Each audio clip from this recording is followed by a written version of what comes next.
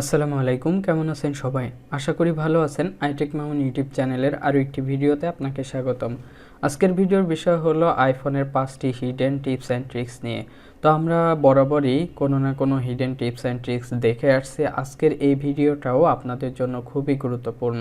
আশা করি ভিডিওটি সম্পূর্ণ দেখবেন, আর এখনও পর্যন্ত আমার চ্যানেলটি সাবস্ক্রাইব না করলে এখনই সাবস্ক্রাইব করে নেবেন।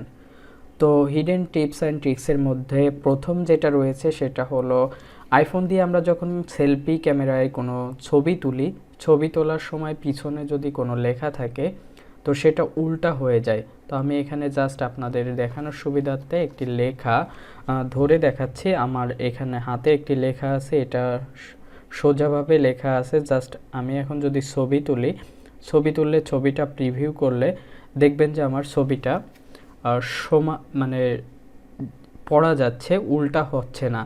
তো অনেকের উল্টা হয়ে যাচ্ছে, তারা কিভাবে আমার মতো এরকম সোজা করে ছবি তুলবেন, লেখার ফন্টগুলো উল্টাবে না, এভাবে সঠিকভাবে আপনারা ছবি তুলবেন।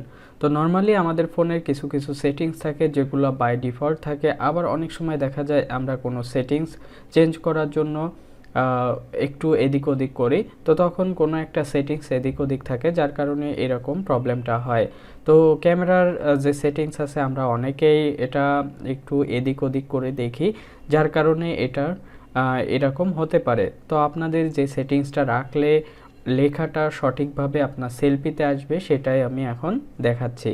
তো আমরা প্রথমে ক্যামেরা সেটিংসে চলে আসব। সেটিংস থেকে একবারে নিচের দিকে আমরা দেখতে পাবো ক্যামেরা নামের একটি অপশন আছে, এখানে ক্লিক করব। তো এখানে ক্লিক করার পরে আমরা এখানে মিরর ফ্রন্ট ক্যামেরা একটি অপশন দেখতে পাচ্ছি। অনেকেই এটা অন করেন এই কারণে আপনার ডান দিক দেখাবে এবং বাম দিক দেখাবে সেজন্য। তবে আপনি এই অবস্থায় যদি আপনার ফোনের ক্যামেরা দিয়ে ছবি তোলেন তাহলে কিন্তু লেখাটা উল্টে যাবে। জাস্ট আমি যেটা একটু আগে বলেছিলাম আপনাদেরকে। তো দেখুন আমার এখানে একটি লেখা আমি ধরেছি এবং এটা ছবি তুললাম।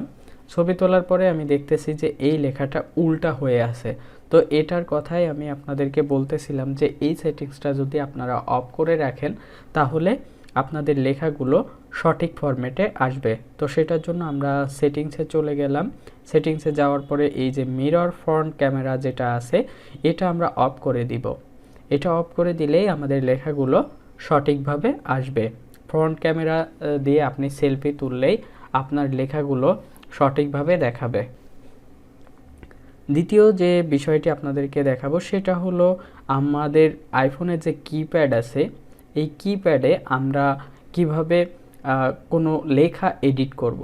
আমরা সাধারণত যদি কোনো লেখা লিখতে যাই, লেখার পরে সেই লেখাটার মাঝখানে এডিট করতে যাই, তো সেক্ষেত্রে আমরা দেখি যে এডিট করতে গেলে আমাদের ঝামেলা হয়। সাধারণত এরকম আমরা যদি ফিঙ্গার দিয়ে হয় সিলেক্ট হয়ে যায়, নতুবা অন্য একটা লেখার পাশে যেয়ে আমাদের এই যে কার্সারটা আছে, লেখার এই যে ওঠানামা করতেছে যে অপশনটা, এটা যে কোনো এক জায়গায় এসে দাঁড়ায়। তো আমরা সঠিক যে অর্থটি চেঞ্জ করতে চাই সেটার কাছে যায় না বা সেটার পাশে থাকে না। তো এভাবে আমরা যদি আরও একটু লিখে নিই তাহলে দেখব যে আমরা টাচ করলে এটা হয় সিলেক্ট হয়ে যায়, নতুবা যে কোনো অন্য একটা ফন্টের বা ওয়ার্ডের গায়ে বসে থাকে। তো আমরা চাচ্ছি এটা আমরা এক্স্যাক্ট যেই অক্ষরটি চেঞ্জ করব সেই অক্ষরটির কাছে যায় যেন। তো এর জন্য আমরা চাইলে এই যে লেখা আছে লেখার উপরে ফিঙ্গারটা এইভাবে ধরে নিতে পারি, কিন্তু এক্ষেত্রেও অনেক সময় দেখা যায় যে মিসম্যাচ হয় বা সম্পূর্ণ লেখাটা আমরা পড়তে পারি না। জাস্ট এই যে একটা ঘর থাকে বা মিরর সিস্টেম থাকে, এটার ভিতরে দেখা যায়। তো আমরা চাচ্ছি যে আমরা সব লেখা দেখব, পাশাপাশি টেক্সটটা অ্যাড করব। সেজন্য আমরা এই যে স্পেস বার আছে এটার উপরে টাচ করে উপরের দিকে আমাদের ফিঙ্গারটা নিয়ে যাব লেখার ওই দিকে।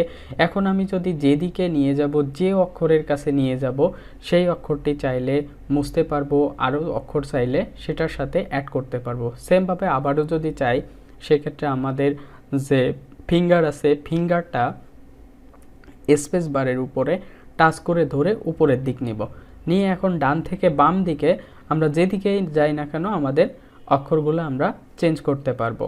এখন আপনি যেখানে খুশি সেখানে এই টেক্সটের কার্সারটা রাখতে পারবেন এবং সেখানে চাইলে আরও কিছু অ্যাড করতে পারবেন বা সেখান থেকে কোনো কিছু মুছতে পারবেন। স্ক্যান অ্যাপটা আমাদের খুব দরকার, কারণ আমাদের কারো না কারো কোনো না কোনো ডকুমেন্ট স্ক্যান করার দরকার হয়। অনেক সময় মেডিকেল রিপোর্ট, অনেক সময় একাডেমিক পেপারস, অনেক সময় দেখা যায় যে আদার্স যে পেপারস থাকে বা আর অন্যান্য ডকুমেন্ট থাকে সেগুলো আমাদেরকে স্ক্যান করে কারোর না কারোর কাছে পাঠাতে হয়। এজন্য অনেকেই আলাদা কোনো অ্যাপস ইনস্টল করেন যেটার মাধ্যমে স্ক্যান করবেন। তো আলাদা কোনো অ্যাপস স্ক্যান ছাড়াই আপনি আপনার ফোনের যে নোটস অ্যাপ আছে এই নোটস অ্যাপে যদি এরকম প্রেস করে ধরেন আপনার ফিঙ্গারটা, তাহলে দেখবেন যে স্ক্যান ডকুমেন্ট আছে। জাস্ট এই স্ক্যান ডকুমেন্টে আপনি ক্লিক করবেন।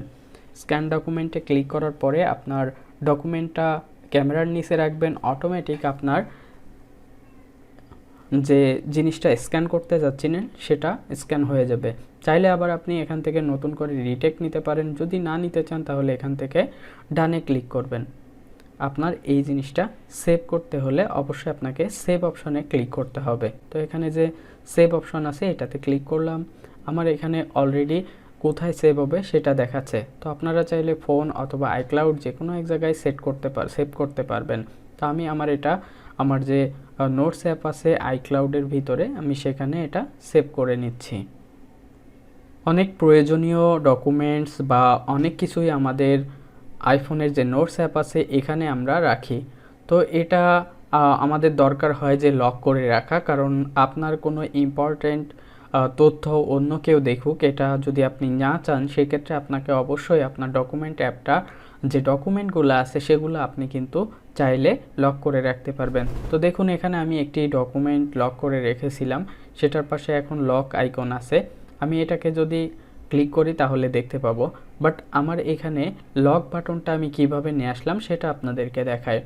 আপনি যখন কোনো ডকুমেন্টের পাশেই এই যে 3 ডট দেখতে পাচ্ছেন, প্রিভিউ করার পরে এখানে 3 ডটের পাশে দেখবেন যে লক আছে, এই লকে ক্লিক করবেন, তখন সেই নোটটিতে আপনার লকটা সেট হয়ে যাবে। তো এই লকটিতে আপনি যখনই টাচ করবেন আপনার ডকুমেন্টটা লক হয়ে যাবে। আবার যখন আপনি এটাকে টাচ করবেন তখন আপনার ফেস আইডির মাধ্যমে এটা ইনেবল হবে। অর্থাৎ আপনি চাইলে এখন থেকে যে কোনো ডকুমেন্টস আপনি নোট অ্যাপে রেখে সেটাকে লক করে রাখতে পারবেন।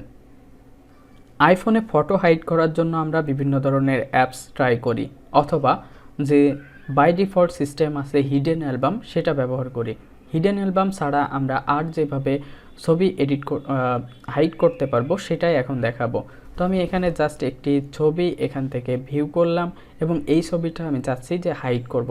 এখন আপনার একটি ছবি আছে, সেটা যদি আপনার ছবি ব্যতীত অন্য কিছু শো করে যেটা দেখে কেউ বুঝতে পারবে না, তাহলে কিন্তু কেউ বুঝবে না যে এটা আপনার ছবি ছিল বা এটার ভিতরে আপনার ছবি আছে।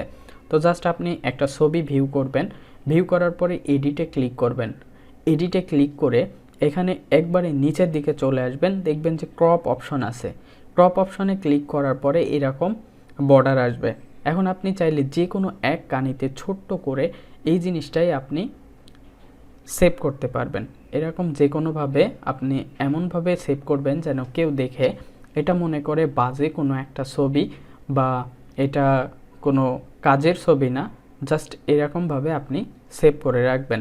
দেখুন এটা দেখে কিন্তু বোঝা যাচ্ছে না যে এটার ভিতরে আপনার ছবি আছে, বাট এটাকে যখন আপনি আবার আনহাইড করবেন বা এখানে নতুন করে আবার নিয়ে আসবেন, সেটা করতে গেলে এডিট অপশনে আপনাকে ক্লিক করতে হবে। এরপরে আপনাকে রিভার্টে ক্লিক করতে হবে।